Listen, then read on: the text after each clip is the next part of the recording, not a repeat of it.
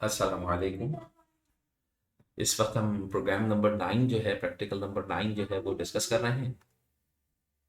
इसके अंदर हमने एक्सेलरेशन फाइंड आउट करना है of moving object if mass and force is applied.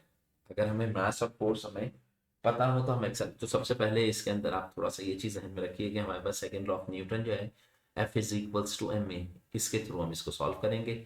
इसमें मास आपको पता हो और अगर एक्सेलरेशन पता हो तो इसके थ्रू हम क्या चीज़ फाइंड आउट कर सकते हैं, फोर्स निकाल सकते हैं। तो अब अगर मैं इसका फ्लो चार्ट बनाऊं तो वो बहुत ही सिंपल सा फ्लो चार्ट होगा। यानी कि सबसे पहले मैं इसको स्टार्ट करूंगा।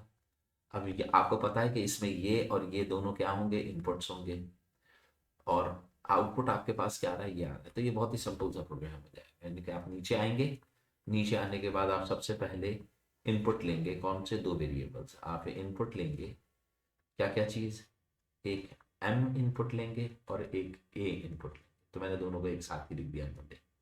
जब आप इनपुट ले लेंगे तो आप फॉर्मूला अप्लाई करेंगे फोर्स का, और फॉर्मूला क्या है, F is equals to M multiply by A. इससे आपके पास क्या चीज़ कैलकुलेट हो जाएगी, फोर्स। फोर्स कैलकुलेट होने के बाद आपने डिस्प्ले करा देना, आउटपुट दे देना किस चीज़ को, फोर्स को। और जब फोर्स आउटपुट आ जाएगी तो फिर आप प्रोग्राम को क्या कर देंगे, एंड कर देंगे। तो ये बहुत ही सिंपल और आसान सा प्रोग्राम है। इसको हम बना लेते हैं।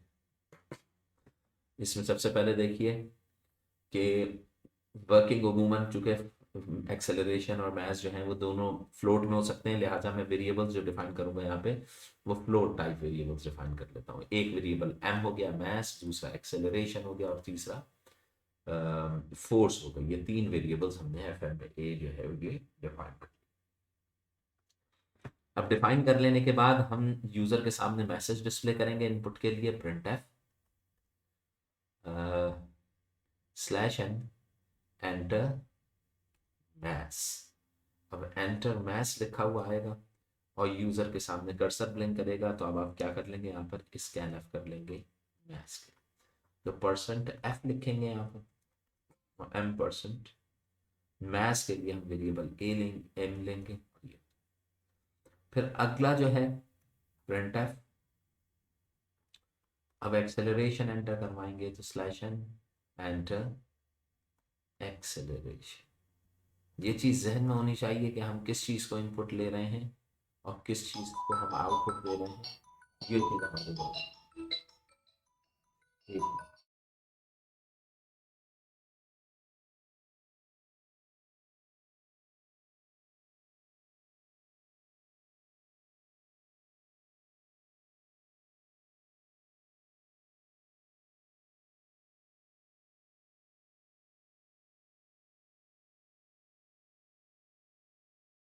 अच्छा बेटा, तो इसमें हमने यहाँ तक पहुँच गए एंटर एक्सेलरेशन।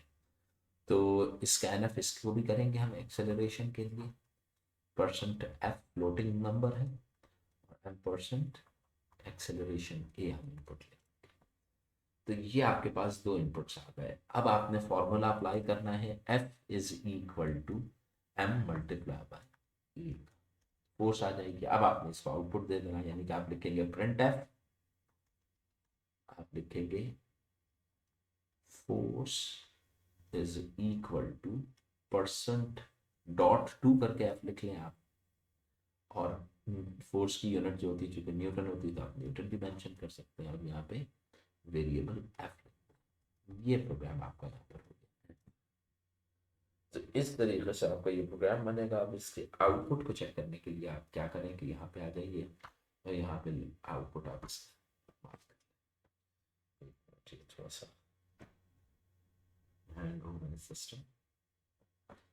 देखिए, ये मैं आउटपुट आपको बताता हूँ यहाँ से।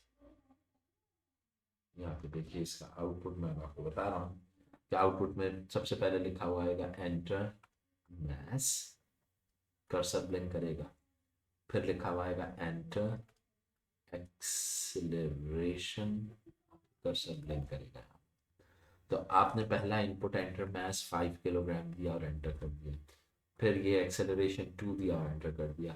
तो फिर लिखा आएगा force is equal to 2 5 10 newton लिखा हुआ। ये इस तरीके से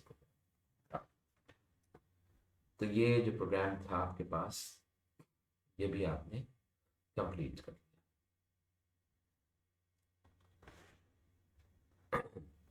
अच्छा, अगला प्रोग्राम है प्रोग्राम नंबर 10। इसमें कह रहे हैं फाइंड द इवन नंबर्स, यानी कि आपने फाइंड द इवन नंबर्स का मतलब क्या है कि आपने एक सीक्वेंस जनरेट कर।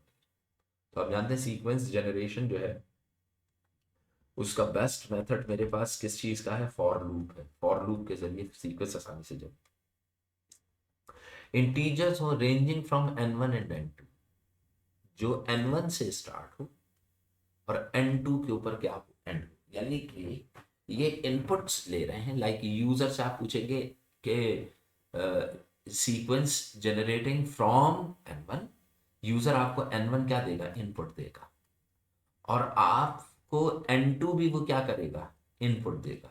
ये दोनों जो है n1 और n2, ये दोनों क्या होंगे, आपके इनपुट्स होंगे। आप यूजर से लेंगे, लाइक यूजर ने आपको n1 इनपुट दिया 5 और n2 इनपुट दिया 60।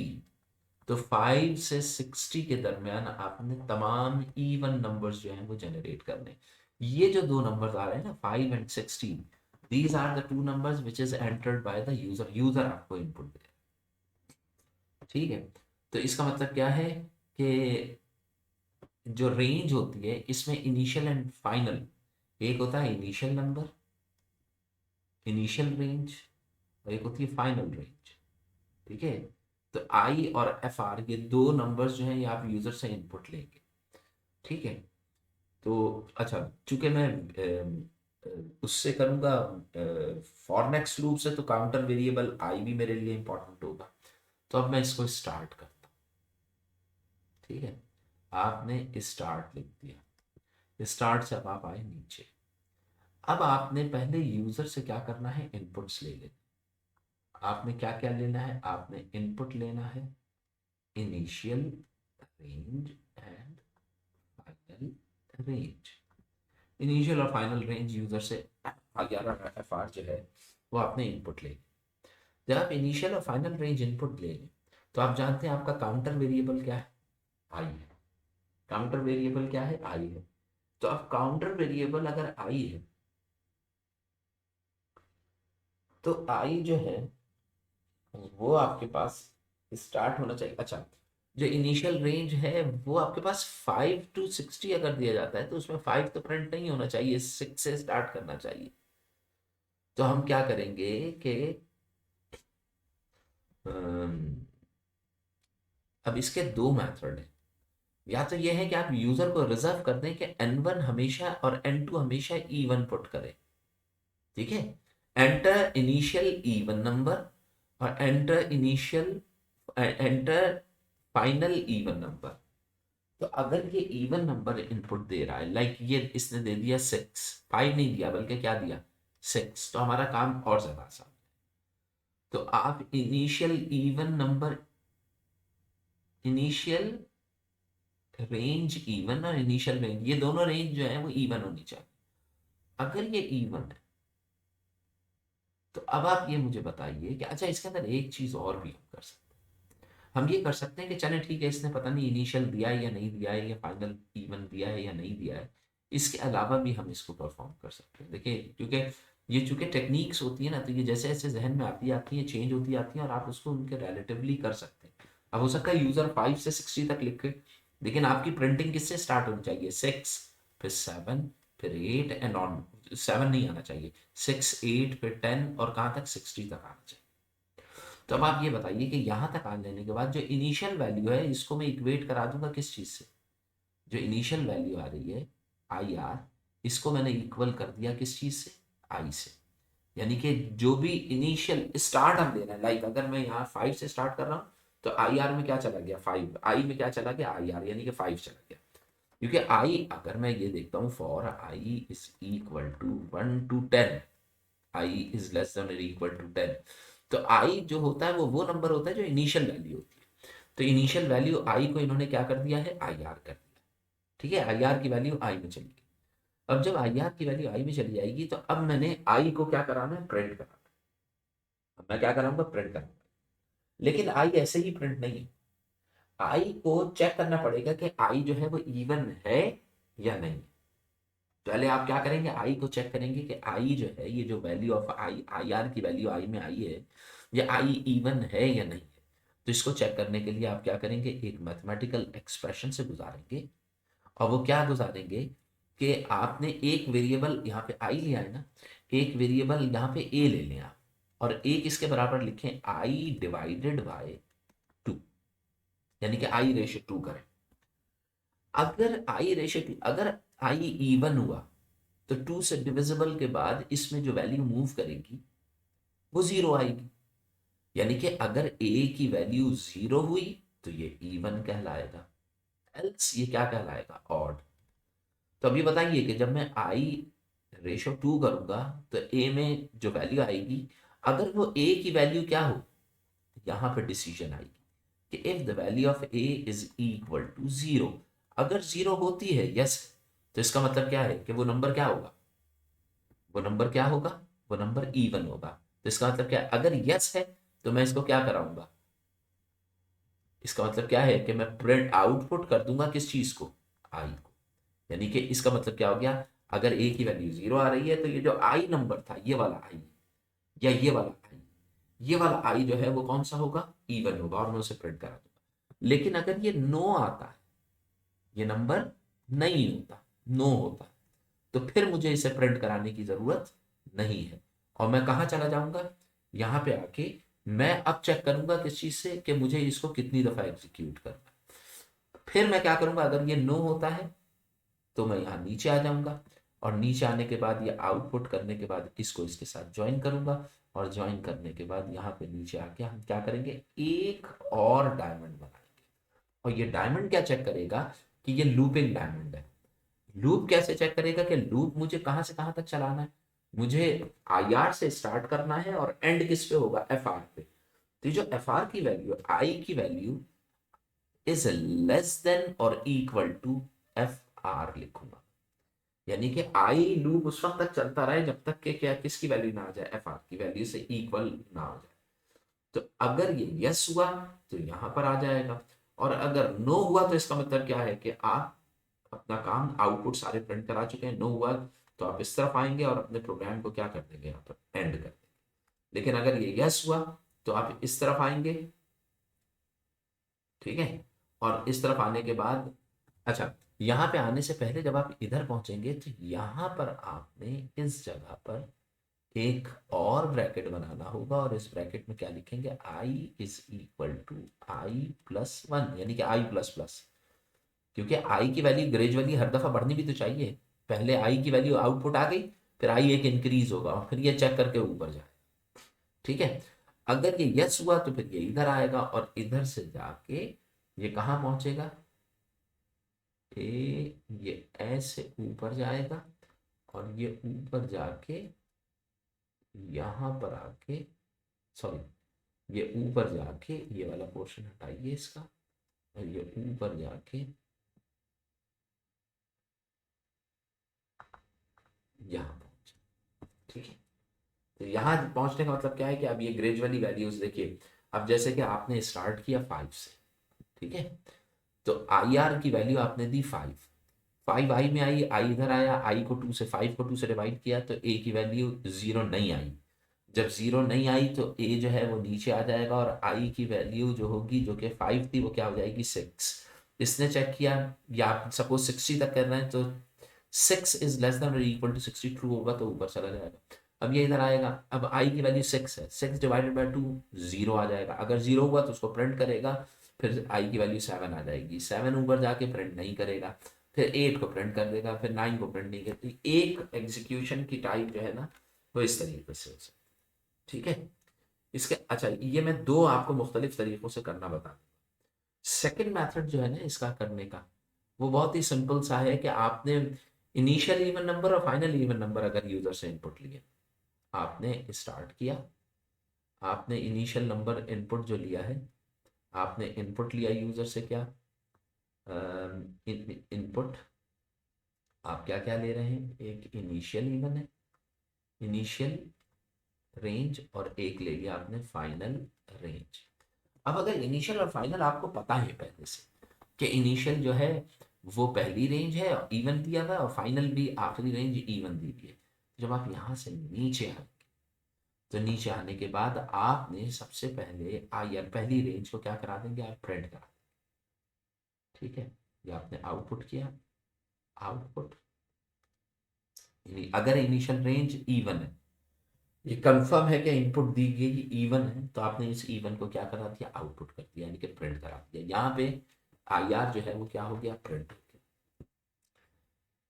जब आई आर प्रिंट हो जाएगा, अगर आप चाहें तो इसको आई आर से प्रिंट करा दें, या फिर एक काम ये करें ना कि अभी आप आई आर से प्रिंट ना कराइए, आप यहाँ पर इसको आई से इक्वेट कराइए। ये हमने देखा था ना कि आप क्या करें, काउंटर वेरिएबल आई लिया है तो आपने आई को इक्वेट करा दिया किस चीज़ से, आई आर से। ठीक है, अब आप नीचे आए तो आप प्रिंट क्या कराएंगे, आई आर प्रिंट कराएंगे। ठीक है, आउटपुट आपने कराया क्या चीज़, आई आर। अब जब आई आर प्रिंट हो गया तो अगले स्टेप में मैंने I R, sorry, print I R नहीं कराएंगे, प्रिंट चूंकि आई को मैं देख के चल रहा हूँ तो मैं प्रिंट क्या कराऊंगा, आई कराऊंगा। तो आउटपुट मैंने क्या करा दिया, आई प्रिंट। जब आई प्रिंट हो जाएगा तो मैं अब आई के अंदर, अब सपोज आई 6 था, 6 प्रिंट हो गया, तो अगला मुझे क्या प्रिंट कराना है, 8। तो इसका मतलब क्या है कि आई के अंदर मैं अब एक के बजाय कितने का इजाफा करूंगा, 2 का। तो मैं लिखूंगा I is equal to I plus 2। तो जो 6 था वो किस में ट्रांसफॉर्म हो गया, 8। ये लिखने के बाद फिर जब हम नीचे आएंगे तो हम यहां पे मेंशन करेंगे क्या, कि आई की वैल्यू लेस देन और equal to f r final range, यानी कि आई की वैल्यू लेस देन और इक्वल टू क्या हो, एफ आर। अगर यस है तो ये ऊपर जाए और इस वैल्यू को दोबारा से क्या करा दे, प्रिंट कर। ठीक है, ये तो इक्वेट एक दफा होने की थी ना। और अगर नो होता है तो इसका मतलब क्या है कि ये लूप में आ गया, लूप चलता रहेगा, प्रिंट होता रहेगा। और अगर नो हुआ तो ये इस तरफ आएगा और प्रोग्राम को क्या कर देगा, एंड कर देगा। तो ये दोनों पॉसिबिलिटीज हो सकती है, मैं दोनों प्रोग्राम अलग अलग बताऊँ। ये प्रोग्राम कदरे आसान है, इजी प्रोग्राम, लेकिन ऊपर वाला प्रोग्राम जो है वो इसके मुकाबले में कुछ थोड़ा सा मुश्किल है। तो मैं पहले नीचे वाला प्रोग्राम आपको लिखवा देता हूँ, ये वाला जो था प्रोग्राम। तो इसमें क्या है कि आपने इंटीजर डिफाइन किया, इनिशियल रेंज एक वेरिएबल लिया, एक लिया फाइनल रेंज, और एक काउंटर वेरिएबल आई ले, और एक वेरिएबल, चले वो वाला वेरिएबल अभी नहीं ले रहा है क्योंकि ये मैं नीचे वाला प्रोग्राम आपको कर रहा हूँ। फिर आपने लिखा प्रिंट एफ, मैसेज डिस्प्ले कराया।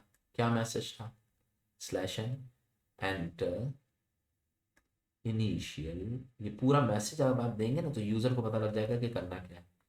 इवन नंबर, जो पहला इवन नंबर है रेंज में उसको आपने इनपुट कर, तो स्कैनफ से आपने इनपुट लिया, और कौन से वेरिएबल में इनपुट कराया, परसेंट डी के साथ वेरिएबल आई आर में आपने इसको इनपुट करा। ये आपने क्या किया है, ये पहला इवन नंबर इनपुट ले। अब आप क्या कराएंगे, दूसरा इनपुट लेंगे, print f slash n enter final even number,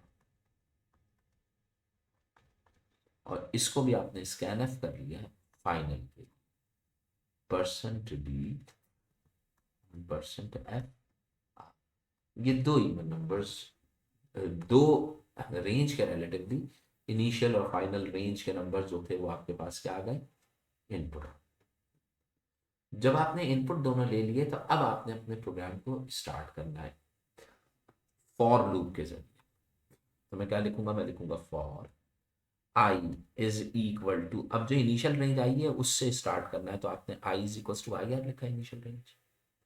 ठीक है, फिर आप क्या लिखेंगे कि आप लिखेंगे आई इज लेस देन और इक्वल टू फाइनल रेंज तक जाएगा, और फिर आखिर में क्या लिख लेंगे, i is equal to I plus 2, यानी कि 2 टाइम्स इंक्रीमेंट के ऊपर चलेगा। ठीक है, अब यहाँ पे हम स्टार्ट करेंगे। कंटेंट कैसे लिखेंगे, जब आप नीचे उतरेंगे तो आई आर तो सबसे पहले प्रिंट एफ आई कर लेंगे, सबसे प्रिंट एफ परसेंट डी, एक स्पेस देंगे और फिर इसको यहाँ पे क्लोज करके ऐसे, लेकिन ऐसे ही क्लोज नहीं होगा, यहाँ पे हमें वेरिएबल लिखना पड़ेगा, ठीक है। तो वेरिएबल क्या आ जाएगा, कॉमा वेरिएबल आई है जिसे ये प्रिंट कर, ठीक है। जब वो प्रिंट कर देगा तो ये लगातार एक के बाद दूसरा प्रिंट होता है।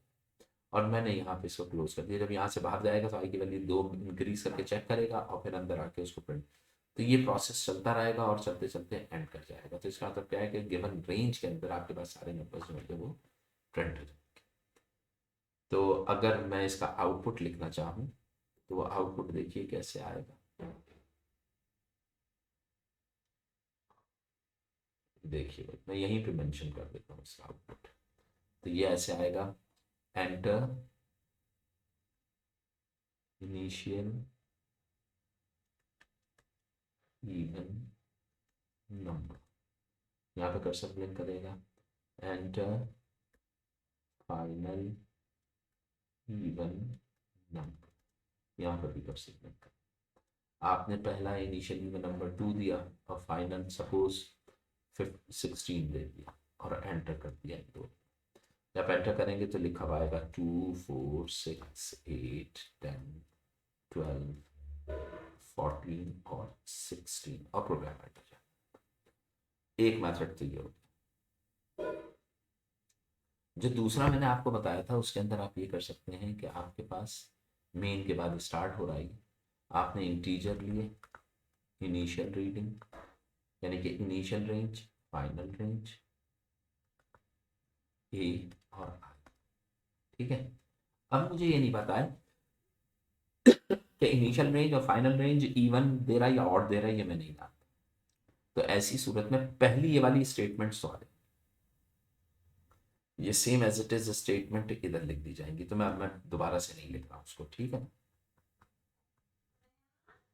ये स्टेटमेंट, अब इन स्टेटमेंट के बाद आप लिखेंगे for i is equal to, वही सेम स्टेटमेंट आएगी, initial reading, i is less than और इक्वल टू फाइनल रीडिंग, और यहाँ पे आप लिखेंगे आई प्लस प्लस।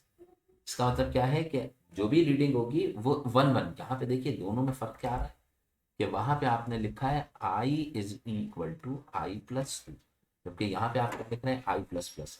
इसका मतलब क्या है कि ये हाफ टाइम एग्जीक्यूट करेगा, ये फुल टाइम एग्जीक्यूट, जैसे 2 से 14 तक जितने भी नंबर है सबके सब एग्जीक्यूट कराएगा।